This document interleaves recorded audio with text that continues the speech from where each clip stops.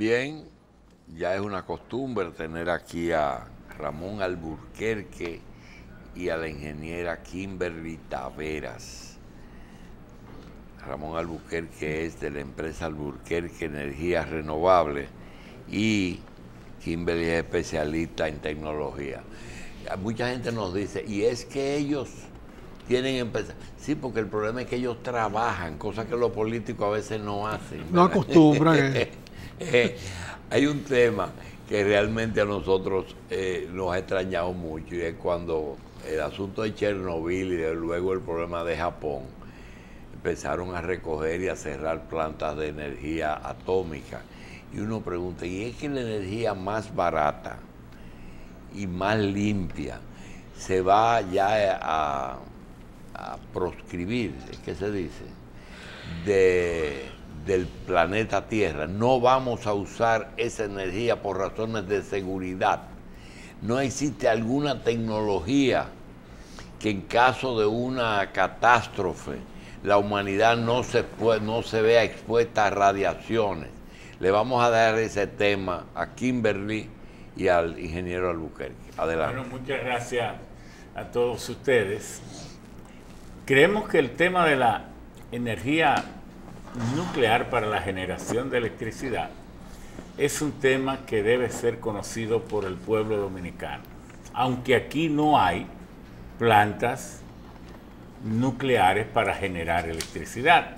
No hay en toda Centroamérica, no hay en el Caribe. En Cuba, en Juraba, allá en Cienfuegos, los soviéticos construían una planta que iba a generar unos 880 megavatios, y eran dos plantas de 450. Nosotros fuimos a verla, y esas plantas, bueno, se paralizó con la caída de la URSS, porque era un financiamiento enteramente soviético, y hubiera sido la única planta que hubiera generado. Están allí los suecos, como se dice, porque se avanzó como en un 35% y está paralizada. Otros países de América Latina que tienen energía nuclear generando electricidad es, por ejemplo, Argentina. De hecho, en Argentina se produce el 6% de la totalidad de la electricidad se produce a partir de la energía nuclear. En 3 plantas que ellos tienen el embalse, Atucha 1 y Atucha 2, y en México se tiene Laguna Verde, que son 2 plantas que generan 840 megavatios cada una, unos 1680 megavatios, y esas 2 plantas, México, que es un país inmenso, no le ha dado por entrar en la generación de electricidad a partir de la fuente nuclear. Y el otro país es Brasil. Brasil tiene cerca de como a 170 kilómetros de Río de Janeiro hacia el oeste, pues tiene allí una generación, y Brasil genera más o menos el 3.1%. Brasil tiene 2 plantas y está construyendo otra. En total el mundo tiene 444 plantas de generación eléctrica de fuente nuclear. Hay unas 70 en construcción. El país que más plantas tiene es Estados Unidos, que tiene unas 104, pero 61 que están en operación permanente, y Estados Unidos genera el 20% a partir de la fuente nuclear a vapor. Es bueno que sepamos cómo es que ocurre esto. Bueno, en el reactor ocurre la reacción que puede ser fisión o fusión, de las dos. Puede ser fisión, es cuando se rompe el núcleo del átomo, y entonces se libera una gran cantidad de energía y el átomo se degrada, por ejemplo, de uranio a plutonio. Y la fusión es cuando 2 átomos se unen para formar uno nuevo, como ocurre en la reacción en el Sol, que 2 átomos de hidrógeno forman uno de helio con una gran liberación de energía. Entonces, esa energía, el reactor es circulado por agua a alta velocidad para sacar la energía del reactor. Entonces se produce vapor de agua sobrecalentado. Entonces ese vapor de agua es el que se emplea en turbinas, entonces esas turbinas mueven generadores en la forma Todas que esas conocemos. plantas que tú mencionas son por fusión. No, casi todas son a fisión. Hay un político norteamericano que ha tenido muchas, creo que murió recientemente, que inclusive fue hecho prisionero por una forma que se llamaba LaRouche, que propugnaba mucho por la energía por fisión. Por fisión, esa fue la primera forma de la energía nuclear, la fisión. Entonces ahora vamos a la fusión. Todavía no está tan desarrollado, y también a las bombas de hidrógeno. Pero una cosa es la energía atómica para fines de bomba y otra es la energía atómica o nuclear para fines pacíficos. Entonces, por eso es que se propugna tanto incluso por el reemplazo del uranio por el torio. Pero las dos producen cáncer. ¿Sí o no? Toda la radiación, claro. Por eso. Pero ¿por qué países que lograron un índice del 70% de energía eléctrica por recurso nuclear hoy están recogiendo esa No, tendencia? la situación se ha revertido. Por ejemplo, Alemania. vamos a poner. ¿Cuál Alemania. es el país que tiene más potencia nuclear con respecto al resto Bueno, de las posibilidades? creo que sé lo que quiere decir. El país que depende más de la generación nuclear en generación de electricidad es Francia, que anda por el 70% de su electricidad es Francia. ¿Pero por qué está desmontando los reactores? No lo está. Incluso Francia está construyendo otros. Ha habido épocas cuando ocurrió lo de Thousand Islands en Estados Unidos, después cuando vino lo de Chernobyl, el más grande Desastres. de todos los desastres, y ahora entonces en Fukushima, ¿verdad? Pero Fukushima, que es una de las centros de generación mayor del mundo, 4.700 megavatios, bueno, ellos lo están Chernobyl fue Armenia. rehabilitando. No, Chernobyl fue en Ucrania, En Rusia. Ucrania. Chernobyl, sí. En Ucrania y otro caso que ocurrió en Bielorrusia, pero Japón tiene unos 58 reactores nucleares. Esto de Fukushima entraron en problemas, ellos lo están rehabilitando. Yo tuve un programa que asistió la misión japonesa completa desde su embajador y hablamos mucho de ello. Tiene problemas de cuestionamiento y todo esto. Pero si uno toma en cuenta, eso es como los accidentes de avión. Una revista británica, la British Petroleum, decía, British Airways, las líneas aéreas británicas, decía, cada año mueren más gente de patada de burro que de accidente de avión. Lo que pasa es que hay millones de burros, dan millones de patadas y eso no es noticia. Nadie lo cuenta. Nadie lo cuenta, pero los accidentes aéreos sí, y los accidentes atómicos mucho más. Nadie está diciendo que esto no tiene un potencial contaminante enorme, que sus residuos no son, todo esto. Ahora bien, por eso que se está pensando, pero déjenme completar cómo es la producción. España está produciendo un 18% de toda su electricidad a partir de la fuente nuclear. Japón, ya lo dijimos, Japón produce más o menos un 23%. Alemania está en los 26%. Pero lo interesante es saber cuáles son los países que producen uranio. El principal es Kazajstán. De las 56.730 toneladas que consume el mundo, 56.730 toneladas, Kazajstán produce casi la mitad. El año pasado produjo 24.000 toneladas. Entonces el segundo es Canadá, que está por los 9.300. Le sigue posiblemente Namibia, debe estar por los 5.000. Níger también. Rusia está produciendo cerca de los 2.400. Estados Unidos está en los 1.900 toneladas y así por el estilo. ¿Qué hay de interesante en esto? Que es una energía limpia, que 1 gramo de uranio produce lo que generan 8 barriles de petróleo. Perdóneme que lo voy a interrumpir. El uranio en estado natural no produce radiaciones. Sí, claro. Sí. Y en esas minas, Bueno, en esos países, ¿cómo? El mundo, la capa del planeta, tiene 2.8 partes por millón. El uranio es más abundante que el oro, que la plata, que el cobalto, que el plomo, que todo eso.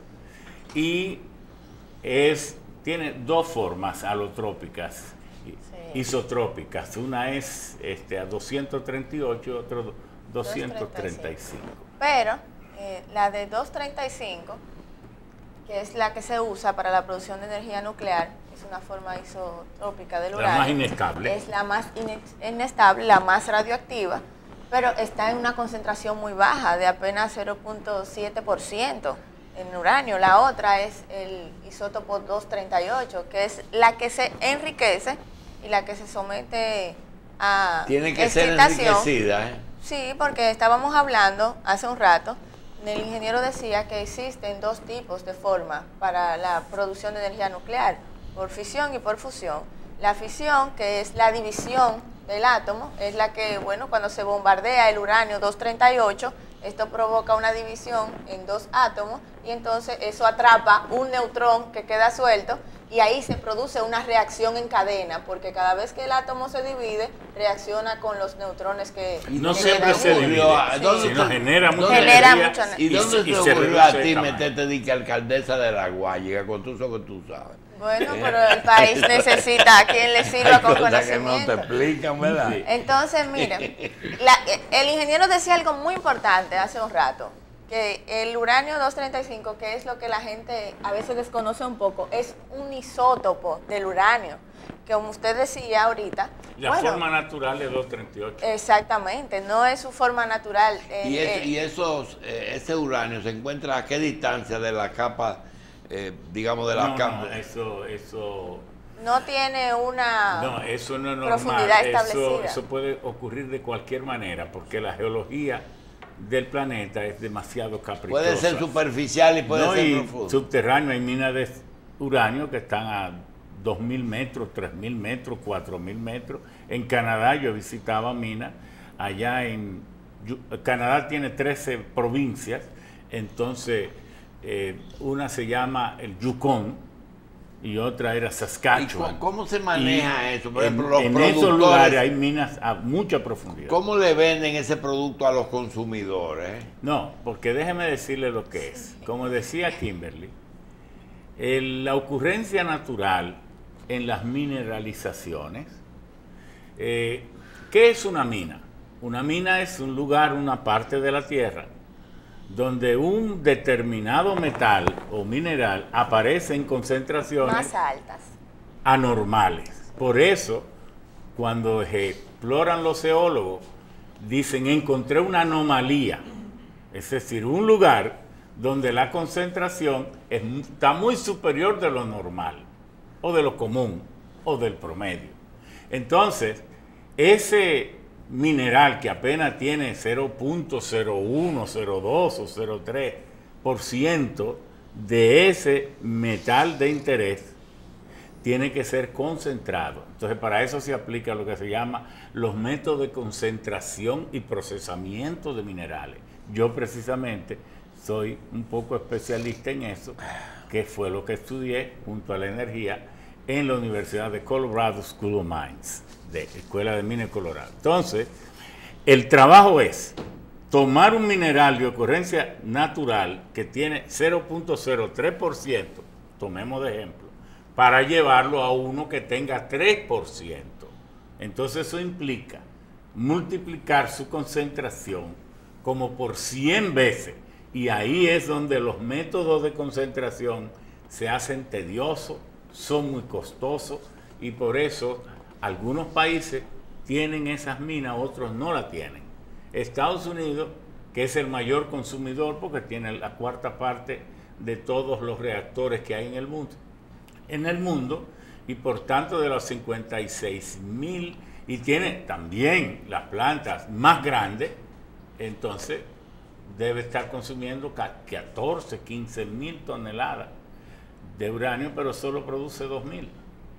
Sí. Y también en la diferencia, como decía el ingeniero, cuando se usa la energía nuclear para hacer daño y cuando se usa para la producción energética, son unas barras de control que se le ponen dentro de los reactores que evita que la reacción en cadena se multiplique indefinidamente. Entonces, por eso usted ve que la bomba atómica hace un daño, pero la energía nuclear puede ser realmente controlada. Y los diferentes tipos de isótopos que la gente dice, bueno, pero todo el uranio es radiactivo. Realmente todo es radiactivo, pero se llama estable a uno, que es el 238, porque el tiempo de desintegración, comparándolo con el tiempo de desintegración de la vida terrestre, es mucho, mucho, mucho mayor. Entonces, por eso la gente... Hay una anécdota que yo no sé hasta dónde es cierta, que donde primero llegaron las bombas de tratamiento para cáncer fue al Instituto Oncológico, sí, y las cápsulas que venían del producto que producía el tratamiento se envejecían y decían que cuando terminaba la botaban en la basura, pero resulta que en la basura todavía tenían cierto tipo de actividad. Claro, que ahí no debe ser uranio, ahí debe ser torio, otros tipos de metales que son radioactivos. Sí, el carbono 14 también se usa mucho para determinar la edad de los objetos orgánicos. Eso es radioactivo. Sí. También. Carbono 14. Bien, vamos a hacer una pausa y regresamos.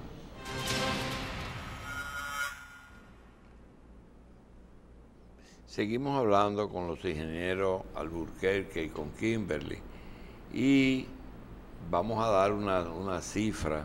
Hay dos cifras, la de el porcentaje de energía que usan los países de su consumo, el porcentaje que utilizan de energía nuclear. De la energía total que producen en nuclear. Exacto. Y lo otro es la cantidad de plantas por países, que no es exactamente lo mismo. En la cantidad de plantas, el país que más plantas tiene es Estados Unidos, que tiene 104. Le sigue Francia con 58. Sigue Japón 55, Rusia 32, Corea del Sur 21, Alemania 17, Canadá 18, Ucrania 15, China 13 y Gran Bretaña 19. Esto en cuanto a plantas. Pero más esclarecedor es el porcentaje de energía que produce con respecto a la energía total. Que eso depende del tamaño del país. Claro, sin embargo, del consumo total, el país que más energía nuclear produce es Francia, que produce un 75% de su consumo. Bajó ahora al 70%, porque una planta de Aquitaine, que es una de las provincias que la capital es Burdeos, esa se paró. Le sigue Ucrania, que produce el 48%, seguido por Corea del Sur el 34%, Japón el 28%, Alemania el 26%, Gran Bretaña y Rusia tienen el 17%, China solamente el 2%, Canadá el 14% y Estados Unidos el 20%. Correcto. Esa es la situación. Exactamente. Y algo interesante, ¿hacia dónde va, por ejemplo, ahora la energía. ¿Por qué es interesante para República Dominicana? Bueno, en Estados Unidos, cerca de Nueva York, hemos visitado allí, hay una planta que se llama Genie Electric, que es de la Westinghouse, solo genera 580 megavatios. Es más pequeña que la Punta Catalina. Eso es algo interesante. ¿Por qué República Dominicana debe considerar todas las fuentes de energía? Lo hemos dicho Kimberly y yo aquí y ustedes mismos. Un país como este tiene que, ojalá nosotros poder generar, como Costa Rica, que genera el 90% entre fuente hidráulica. Pero es que Costa Rica forma parte de un festón de continente del que une América Central. Y entonces tiene agua y tiene alturas y tiene de todo, tiene hasta nevados, donde hay nieves permanentes por la altura de estos. Entonces esas nieves se derriten, van a los ríos y entonces crea un caudal muy superior al nuestro. Los ríos nuestros solo se nutren de lluvia, solamente. Entonces eso es un factor. Además somos una isla y muy pequeña. Entonces, también Costa Rica tiene geotérmica. Como tiene un lugar muy volcánico, hay corrientes de agua, tiene acuíferos muy profundos que pasan cerca de esas fuentes de calor intenso y entonces uno perfora, saca ese vapor, lo usa y vuelve y lo inyecta. De manera que, y también entonces ahora usa lo solar y lo eólico.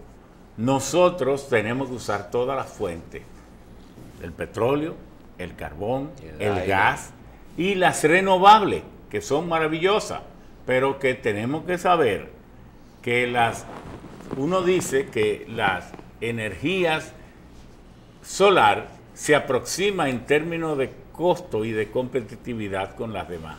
Pero eso en el fondo no es cierto, porque cuando usted dice tengo 30 megavatios de energía solar en una planta en Monteplata, eso solo genera 5 horas al día. Quiere decir que para usted igualar una planta de 30 megavatios a gas natural, usted necesita 5 veces esa cantidad solar. ¿Cuánto vale 150 megavatios necesitaría. ¿Cuánto vale el mega de energía nuclear? De energía nuclear, por cierto, está bastante barato. Anda por lo de 2.8 millones de dólares por megavatio a 3.5.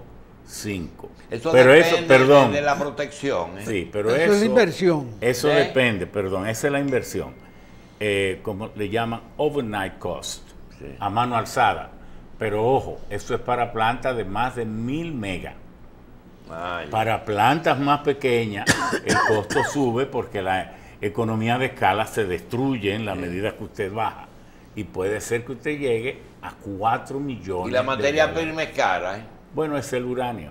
Perdón. El uranio Es el uranio, esa es la Y materia dura prima. mucho. Es decir, aquí hay que traer un barco todos los días, hay que llevar una caja de plomo todos los días. Un país como este, para una planta de 580 megas, bastaría con que nosotros usásemos tal vez unas 400, 300 toneladas al año. Y se puede poner 3 de 300 en un solo lugar para bajar costos y producir en forma alternativa. Depende de los estudios de impacto ambiental, pero lo que queremos decir es que el país tampoco le conviene concentrar en un solo sitio cuando su población está diseminada, porque entonces tiene pérdida en la transmisión. Distribución. Medio Ambiente no aprueba eso en ninguna parte del mundo, ¿verdad? ¿El qué? Plantas No, pero si los países con mayores exigencias ambientales son los que tienen la planta, ¿qué podemos decir?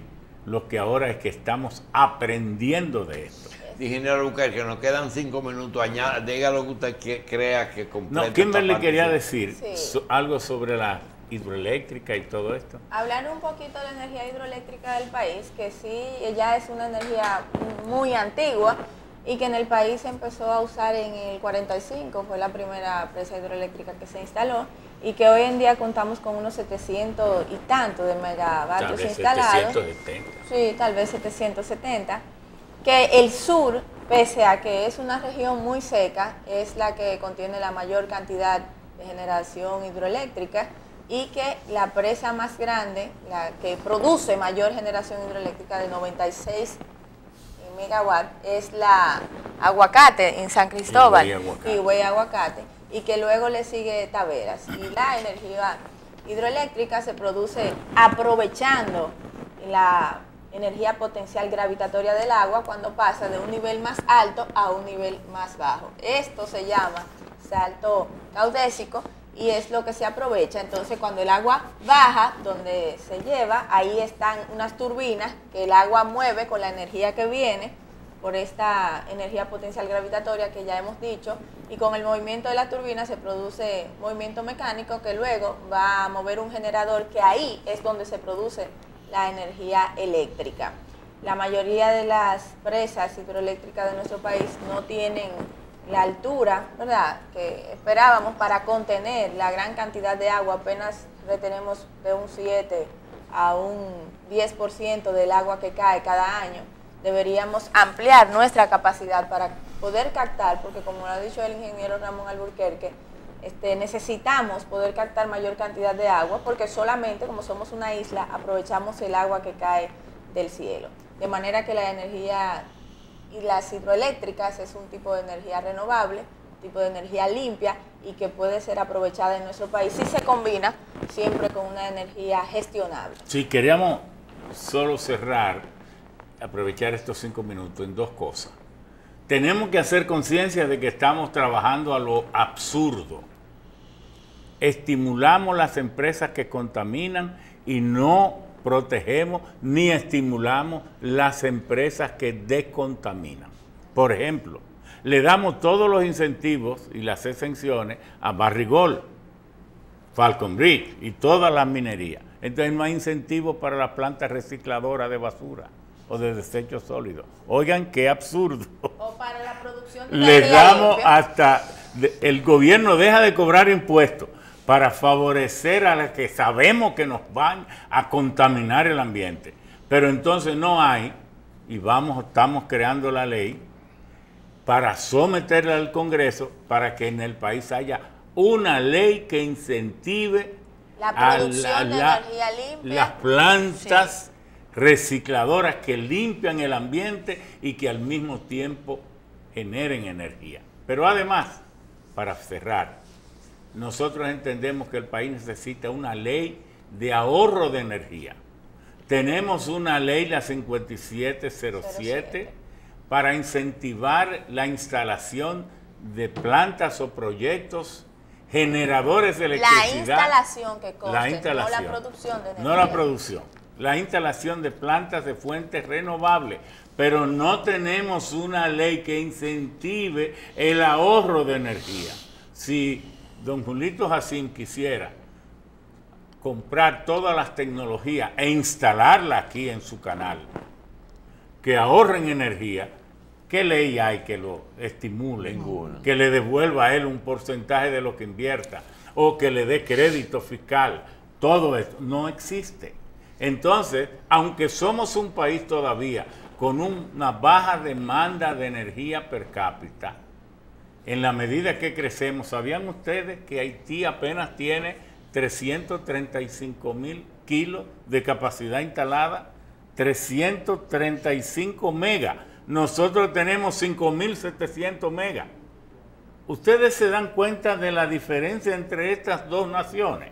Bien. Ingeniero, gracias. Kimberly, gracias.